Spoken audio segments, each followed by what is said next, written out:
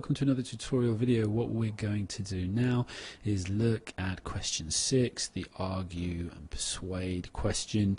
Now the indicative content is over here on the left, but as we know that changes every year, so looking at this we can only try and pick out what is a common feature, or what are the common features of this. So we need to show that the topic is understood.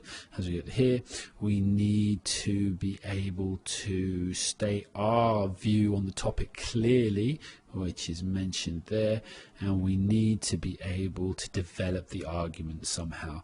So we need to, like it's put here, as in employ the narrative for the moral or ethical arguments to support views and ideas, and here it's develop the argument perhaps. Now what's interesting is that this one here, the one with the bold in it, is from a later exam. Now from a later exam specification, so maybe just that they AQA should develop this with the bold parts to make it slightly clearer for the examiner as well, and a little more appropriate for their marking, I guess. So here they've highlighted even the word may, so that shows us that we don't have to include all of this stuff here. This could just be the kind of thing that's actually mentioned, and every year this will be slightly different, worth having a look over. But remember, the essence of what we're trying to do is show that we understand, pick a clear topic, support it, and then develop it somehow and conclude the writing, like just the same as you'd expect in any kind of essay for or against something. So we'll look at the idea then. I mean, I know that's really basic, but I've really done all the technical stuff of APA before, even though the advise is now gone from this. There's only like 30 seconds on this video about advise. The rest of it's about argue and persuade, especially the planning of the question development. So yeah, I'd look at that. That's the name there if you want to just kind of bang it into the search engine on the channel, and I'll put this this link in the comment box so you actually see it. But what we'll do here is we'll go through a really quick overview, like what to keep in mind when you're actually doing it. So what you're going to do when you're arguing for and against whatever you're doing is basically just bear this in mind. You isolate your view, build on it, back it up, acknowledge and neutralize the opposing view, and then aim higher.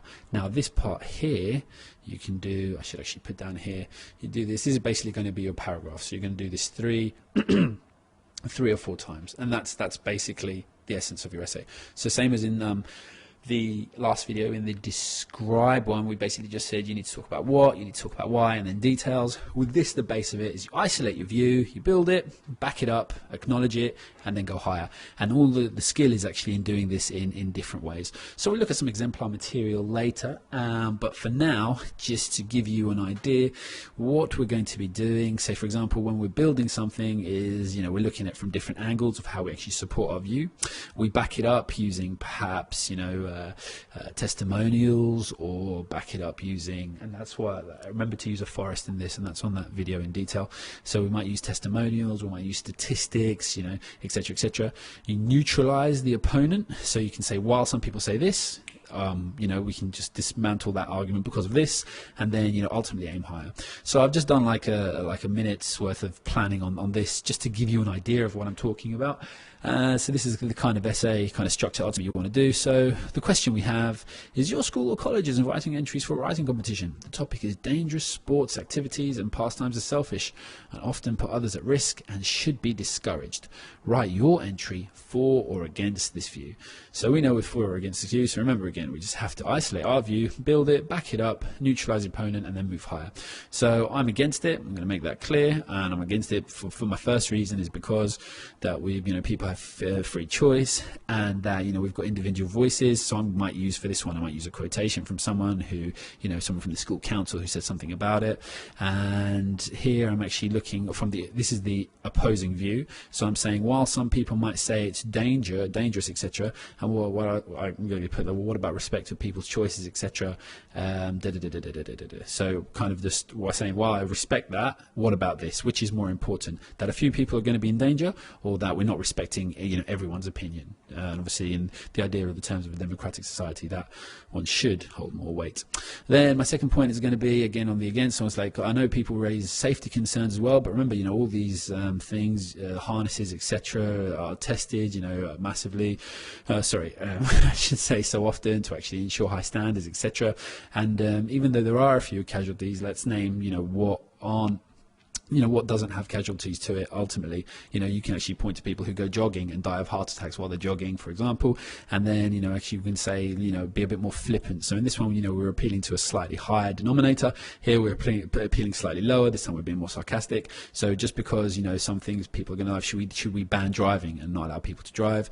So again, looking at it, I've built my point, I've isolated my point, I'm building it using this second idea of safety. I'm backing up by talking about the statistics for testing and how rigorous they are. I'm acknowledging that there are casualties, but then I'm neutralizing by saying that ultimately the idea is, so what, should we not drive and ban everyone from society? Being slightly hyperbolic in that one, and obviously flippant. Third thing I'm actually going to say, the dangers are actually exaggerated, that people actually put it in. The media, even though they focus on both sides, they don't kind of show the years of training that go into before people actually do any of this thing. And you might want to say then that you're going to champion education, for example, on any given sport, of what it's not you, sorry, but say that champion education on the danger of these things and how people are supposed to do it properly, etc., are championed every step of the way. And then you might want to throw in another anecdote or another report or reference an advert, etc., etc., etc., something to go. And then you actually want to build just further, and you say, well, look at the amazing skills that are actually kind of developed from this, and you say they're needed. How are we going to develop like mountain rescue, etc., etc., if we don't have people who can climb mountains really well and really fast, perhaps sometimes without the best harness in the world, because they don't have time, because lives are in the balance, because someone's got a broken leg. You can go into a really kind of descriptive, powerful scenario there, and just kind of say that person needs to be helped, and if people have the free choice to practice these skills, then they will be helped. We can talk about the elite nature of it in terms of human conditioning and human development, etc., and obviously, as I just mentioned, the helping of others.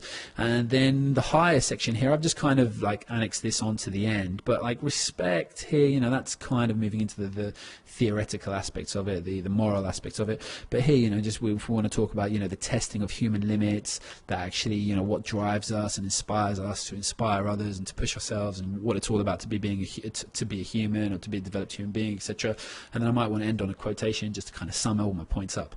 So there I've kind of got this base argument, etc. And if I wrote that really well, it'd be quite good. It's quite varied, and it hits all the kind of points that we're looking for, generally picking out of there and picking out of here. So just remember, that's what you want to do. Isolate your view, build it, back it up, acknowledge and neutralize the opposing one, and then aim higher, and just back it up with all things from a forest. And again, sorry to mention it again, but if you want to know what's in a forest, then please watch this video here, and it will have all the elements in there for you. So actually that one was quite good. Good luck with your exams.